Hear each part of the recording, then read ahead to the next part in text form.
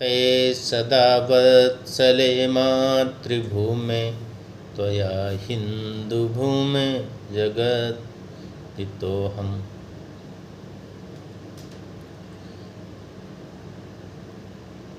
आज हम चर्चा करने जा रहे हैं राजस्थान के जैसलमेर के राजा लूणकरण की। महाराजा लूणकरण अपने साम्राज्य और अपने न्यायप्रियता के लिए, अपनी भारतीय संस्कृति के लिए जाने जाते हैं। एक बार की एक घटना है कि कंधार में एक नवाब थे जिनका नाम अमीर अली था, और वह अपने घर के विद्रोह में अपने भाइयों से पराजित होकर के अपने सपरिवार लेकर के भारत चले आए।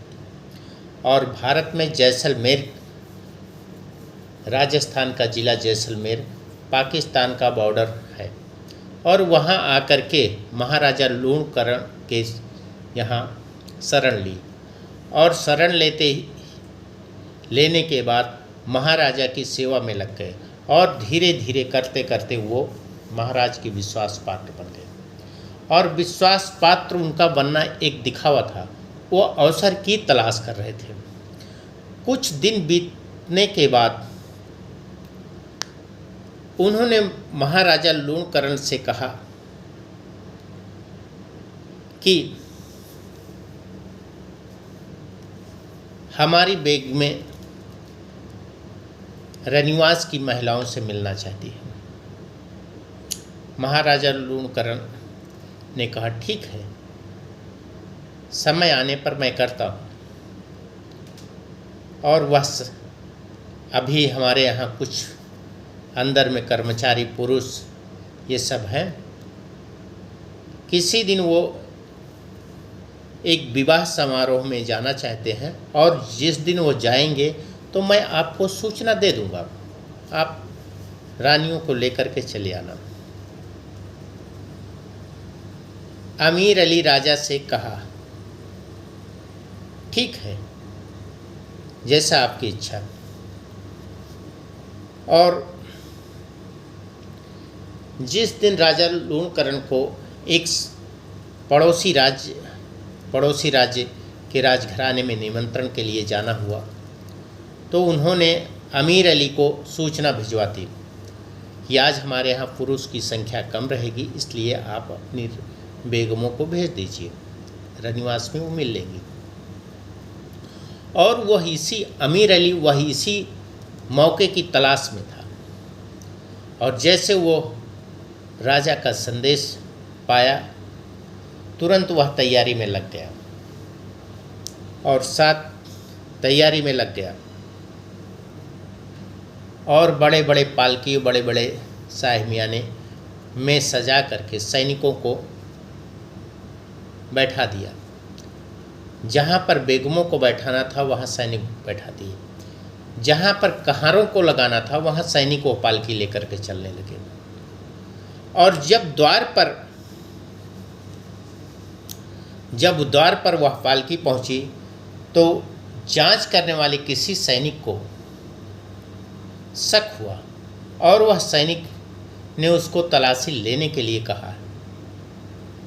तो अमीर अली को पता चल गया कि जांच जैसे ही होगी हम लोग फंस जाएंगे। उसने जांच करने से इनकार कर दिया। अब सैनिक करते ही क्या, उधर अमीर अली के दिमाग में लगा कि अब तो हम फंसे। उसने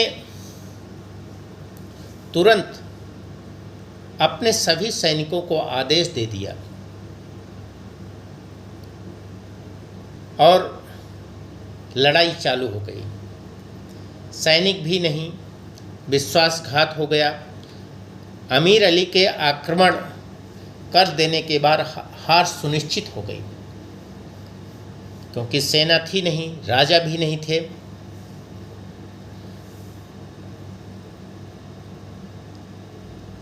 अधिकांश पुरुष राजा मालदेव भाटी के साथ विवाह समारोह में गए थे। ऐसी स्थिति में क्या किया जाए? आक्रमण हो जाने के बाद हार सुनिश्चित देखते हुए रनिवास की स्त्रियों ने जौहर किया जाता है, जिसमें महिलाएं अग्नि स्थापना करती हैं, पर समय अभाव के कारण अग्नि स्थापना और जौहर नहीं कर सकती, क्योंकि उसमें समय लगता है। फिर महिलाओं ने आदेश दिया कि आप हमें तलवार से काट दिया जाए, और राजा के स्वयं सैनिक सभी महिलाओं को तलवार से काट देते हैं और अंत में वो लड़ाई में मारे जाते हैं। जब यह सूचना राजकुमार मालदेव भाटी के साथ गए सभी सैनिकों के यहाँ गए सभी सैनिक और राजा को पता चला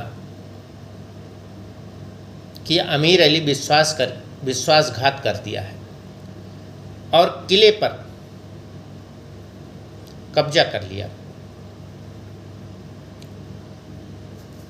तो राजा साहब वहाँ से अपनी सेना अपने साथियों के साथ अपने अन्य राजाओं के सहयोग से अपने ही राजमहल पर आक्रमण करते हैं और अमीर अली के साथियों और बेगों सहित सब परिवार को नष्ट कर देते हैं और पुनः अपने किले को विजयी कर पाते हैं, विजय का पताका फहराते हैं। परंतु इतना होने के बाद भी पूरा का पूरा परिवार नष्ट हो गया, कोई बचा भी नहीं। इसलिए सनातन से, प्राचीन इतिहास से, मेडिवल मॉडर्न हिस्ट्री जब भी हम कभी पढ़ते हैं वर्तमान समय में, तो यह एक कौम ऐसी है कि हम इसके ऊपर कभी विश्वास नहीं कर पाते। फिर भी कुछ लोग उनकी वकालत करते हैं। वर्तमान में जहाँ भी कहीं आतंकवाद, उग्रवाद, वह एक विशेष पक्ष ही शामिल मिलता है। इसलिए हमें बहुत सावधानी पूर्वक अपने को और अपने राज्य को, अपने देश को, अपने धर्म को बचाने की सारी जिम्मेदारी हम पर है, हमारे सभी सनातन धर्मियों पर है। हम विश्वास में न आए, हम प्राचीन इतिहास को देखते हुए हम अपने कर्तव्यों को ठीक ठीक से पालन करें और समझने की कोशिश करें कि जो कौम प्राचीन समय से आज तक धोखे पे धोखा देती जा रही है और हर वक्त हर समय धोखे पे ही काम चलता है, फिर भी हम उन पे विश्वास करते हैं। इसलिए अभी भी समय है कि हमें इनको पहचानना है और सावधान रहना है। इसलिए आज जितनी दुकानें भी हैं, जितने भी नाम बदले जाते हैं, वो सब इन्हीं लोगों के कारण हो रहा है। नाम है रामजी रेस्टोरेंट, मालिक अब्दुल, नाम है कृष्णा रेस्टोरेंट, नाम है मालिक का मजीद, नाम है मीराबाई, मेन मालिक सायरा बानो। इस तरह से आज जो भारतीय संस्कृति नष्ट करने का कुत्सित प्रयास चल रहा है, इससे अगर समय रहते हुए हम नहीं चेते, अपने समाज को नहीं जगाए, तो हमारा समूल नष्ट होने में देर नहीं है। इसलिए हम सबको मिल करके प्रयास करना चाहिए और अपने सनातन धर्म, मातृभूमि और देश की रक्षा करना चाहिए। जय हिंद।